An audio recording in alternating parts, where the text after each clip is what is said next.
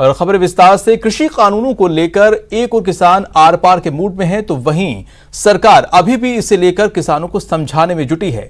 गुजरात के कक्ष में प्रधानमंत्री नरेंद्र मोदी ने इस बार फिर कृषि कानूनों को लेकर किसानों की दुविधा दूर करने की कोशिश की।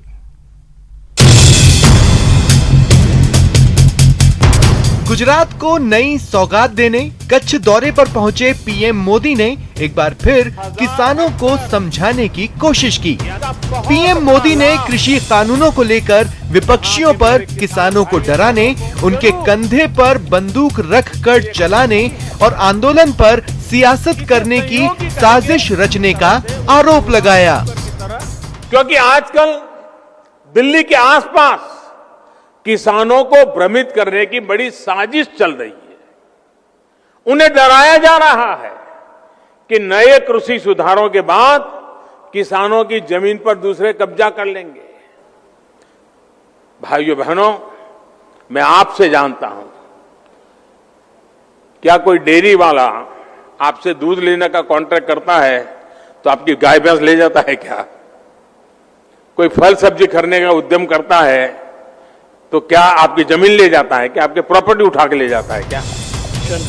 कच्छ के दौरे पर पीएम मोदी ने दुनिया के सबसे बड़े नवीकरणीय ऊर्जा पार्क मांडवी में डिसैलिनेशन प्लांट और अंजार में सरहद डेयरी के मिल्क प्लांट का शिलान्यास किया। पीएम ने बताया कि ऊर्जा पार्क में 30,000 मेगावाट बिजली उत्पादन के साथ 5 करोड़ टन कार्बन डाइऑक्साइड रोकने और 9 करोड़ पेड़ लगाने के बराबर स्वस्थ पर्यावरण बनाने में मदद मिलेगी। कच्छ का उदाहरण देते हुए पीएम मोदी ने कहा कि कच्छ न्यू एज टेक्नोलॉजी और न्यू एज इकोनॉमी की दिशा में आगे बढ़ रहा है। इसलिए वो बार बार किसान भाइयों से कह रहे हैं कि उनकी हर समस्या के समाधान के लिए सरकार 24 घंटे तैयार है। उनकी हर शंका के समाधान के लिए सरकार 24 घंटे तैयार है। किसानों का हित पहले दिन से हमारी सरकार की सर्वोच्च प्राथमिकताओं में से एक रहा है। खेती पर किसानों का खर्च कम हो, उन्हें नए नए विकल्प मिले, उनकी आय बढ़े, किसानों की मुश्किलें कम हो, इसके लिए हमने निरंतर काम किया। बता दें कि कृषि कानूनों को रद्द करने की मांग को लेकर पंजाब, हरियाणा समेत कई राज्यों के किसान दिल्ली की घेराबंदी करके बैठे हैं। किसान आंदोलन को 20 दिन पूरे होने वाले हैं और कानून में संशोधन के वादे के बावजूद सरकार से किसानों की वार्ता अभी तक बेनतीजा रही है। Bureau report, news 18 network. बात पश्चिम बंगाल की करते हैं। पश्चिम बंगाल में चुनावी हिंसा का मामला केंद्रीय चुनाव आयोग तक पहुंच गया है। चुनाव आयोग की टीम 17 दिसंबर को प्रदेश का दौरा करने वाली है। वहीं दूसरी ओर ममता दीदी के खास रहे शुभेंदु अधिकारी 19 दिसंबर को बीजेपी में शामिल हो सकते हैं। पश्चिम बंगाल में आगामी विधानसभा चुनाव को लेकर सत्ताधारी टीएमसी और बीजेपी के बीच सियासी घमासान जारी है। कई जगहों पर ये सियासी घमासान खूनी हिंसा तक पहुंच चुका है। बीजेपी अध्यक्ष जेपी नड्डा के काफिले पर हमले के बाद बीजेपी खुलकर ममता सरकार के खिलाफ मैदान में है और कानून व्यवस्था के मुद्दे पर हमलावर है। इस पूरे प्रकरण को लेकर बीजेपी के एक प्रतिनिधि मंडल ने केंद्रीय चुनाव आयोग से मुलाकात भी की और प्रदेश में जल्द से जल्द आचार संहिता लागू करने और केंद्रीय सुरक्षा बल तैनात करने की मांग की। इन्होंने आश्वासन दिया है कि हम लोग जो भी कंप्लेंट्स या ऑब्जर्वेशन दिया है वो सब सीरियसली उन्होंने देखेंगे, उसको जांच करेंगे और उन्होंने आश्वासन दिया है कि पूरा सिक्योरिटी और फ्री एंड फेयर इलेक्शन होने के लिए जो स्टेप्स लेना है वो लोग करेंगे। पश्चिम बंगाल में ममता बनर्जी की मुश्किल अभी और बढ़ने वाली है। टीएमसी से बागी हुए शुभेंदु अधिकारी 19 दिसंबर को बीजेपी में शामिल हो सकते हैं। 19 दिसंबर को केंद्रीय गृह मंत्री अमित शाह मिदनापुर के दौरे पर जाने वाले हैं। उम्मीद जताई जा रही है कि शाह की मौजूदगी में शुभेंदु बीजेपी में शामिल होंगे। इससे पहले शुभेंदु ने एक जनसभा में ममता सरकार के खिलाफ जमकर हमला बोला। 2 दिसंबर को हमने बोल दिया उनसे कोई बातचीत अब नहीं होगा, तो हम और बातचीत नहीं किया। अभी वो बीजेपी से मिल के उनके पार्टी में जाए तो हम क्या कर सकते हैं। पश्चिम बंगाल में चुनावी हिंसा से हालात खराब हैं। बीजेपी का आरोप है कि पुलिस और प्रशासन टीएमसी के समर्थन में काम कर रहा है, जिससे निष्पक्ष चुनाव करवाना बड़ी चुनौती बन गया है।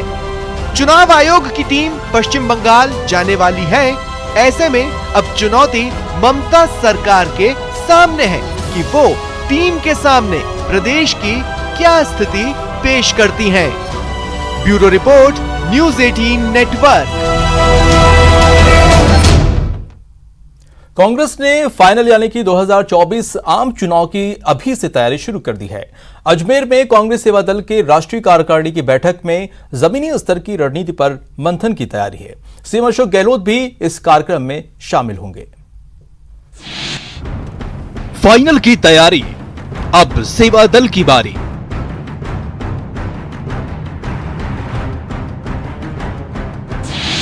कांग्रेस को मजबूती के लिए तैयार है सेवा दल।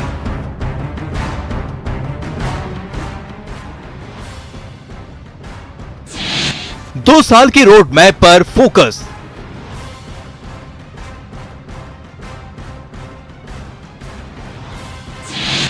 नए रोल में सेवा दल। 17 दिसंबर तक अजमेर में सेवा दल की राष्ट्रीय कार्यकारिणी की बैठक में 2 साल के दौरान किए गए कामकाज के साथ ही आगामी 2 साल के कामकाज का रोड मैप भी तैयार किया जाएगा। साथ ही इस बैठक में देश में चल रहे तमाम राजनीतिक, सामाजिक और आर्थिक मुद्दों पर चर्चा की तैयारी है। सेवा दल अपनी भूमिका कैसे तय करेगा और आने वाले समय में क्या यात्राएं होगी, जनसेवा का कार्य कैसे होगा, राष्ट्र निर्माण का क्या होगा, और मिलकर हम लोग आने वाले समय में इस जनता के साथ हो रहा दुराचार, उसके साथ हो रहे अत्याचार, उसके खिलाफ लड़ने की तैयारी करें। दरअसल सेवा दल इस बैठक के जरिए अपनी पुरानी पहचान को वापस से स्थापित करना चाहता है और यही वजह है कि कैडर की जब भी बात आती है तो उसकी तुलना आरएसएस से की जाती रही है। लेकिन सेवा दल के राष्ट्रीय अध्यक्ष लालजी देसाई का मानना है कि सेवा दल और आरएसएस से तुलना ही नहीं है। हम सेवा दल अपनी जो पुरानी पहचान थी उसी को वापस लाने की कोशिश कर रहे हैं। हम सेवा दल को कतई आरएसएस के समकक्ष नहीं बनना है, ना उनके जैसा बनना है, ना उनके कुकर्मों की तरह हमारे कर्म को करना है। हम वो जहर फैलाते रहते हैं, हम अमरूद पिलाते रहते हैं। वो लोगों के बसे हुए जो घरों को, झोपड़ियों को तोड़ने का या जलाने का काम करते रहते हैं, हम आसियानों को बसाने का काम करते रहते हैं। तो ये उनकी वो खंडनात्मक प्रवृत्ति है, हमारी रचनात्मक प्रवृत्ति है। सेवा दल के सदस्यों की संख्या में 1 साल में कई गुना का इजाफा हुआ है। 1 साल पहले जहां सदस्य संख्या 12,000 सदस्य थे, वो अब बढ़कर 3 लाख की संख्या पार कर चुका है, जबकि सेवा दल का लक्ष्य अगले साल तक सदस्य संख्या 10 लाख करने का है। जाहिर है कांग्रेस अपनी तैयारियों को एक सोची समझी रणनीति के तहत अंजाम दे रही है। 16 दिसंबर को सीएम अशोक गहलोत भी सेवा दल की राष्ट्रीय कार्यकारिणी को दोपहर 12 बजे वर्चुअल संबोधित कर नई ऊर्जा का संचार करेंगे। अजमेर से न्यूज़ 18 के लिए अभिजीत दवे की रिपोर्ट। फिलहाल रुकते हैं छोटे से ब्रेक के लिए।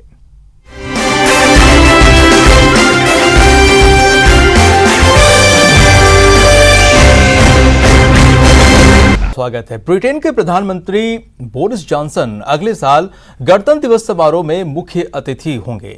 भारतीय दौरे पर आए ब्रिटेन के विदेश मंत्री डोमिनिक रॉब ने यह घोषणा की।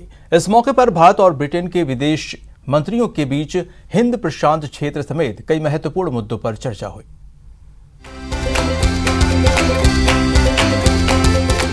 गणतंत्र दिवस पर मुख्य अतिथि होने के भारत के प्रधानमंत्री नरेंद्र मोदी के आमंत्रण को ब्रिटेन के प्रधानमंत्री ने स्वीकार कर लिया है। दिल्ली में भारतीय विदेश मंत्री एस जयशंकर के साथ संयुक्त प्रेस कॉन्फ्रेंस में ब्रिटेन के विदेश मंत्री ने इसका ऐलान किया। भारत के गणतंत्र दिवस पर आने वाले बोरिस जॉनसन 6वें प्रधानमंत्री होंगे। 1993 में अंतिम बार ब्रिटेन के प्रधानमंत्री जॉन मेजर ने गणतंत्र दिवस के मौके पर बतौर मुख्य अतिथि हिस्सा लिया था। जॉनसन को आमंत्रित करने को ब्रिटेन ने बड़ा सम्मान बताया है। Prime Minister Johnson has also gratefully accepted the very generous invitation to attend India's Republic Day celebrations in January, which is a great honour. Britain के प्रधानमंत्री का गणतंत्र दिवस पर मुख्य अतिथि होना दोनों देशों के बीच रिश्तों को और मजबूत करेगा। विदेश मंत्रियों के बीच द्विपक्षीय वार्ता में जलवायु, स्वास्थ्य, व्यापार, रक्षा, पीपल टू पीपल कांटेक्ट और हिंद प्रशांत क्षेत्र समेत कई क्षेत्रीय अंतर्राष्ट्रीय महत्व के मसलों पर चर्चा की गई। We focused on 5 broad themes, which was connecting people, trade and prosperity, defense and security, climate and health.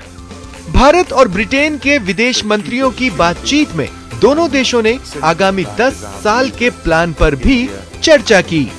Neeraj Kumar, news 18 network, Delhi.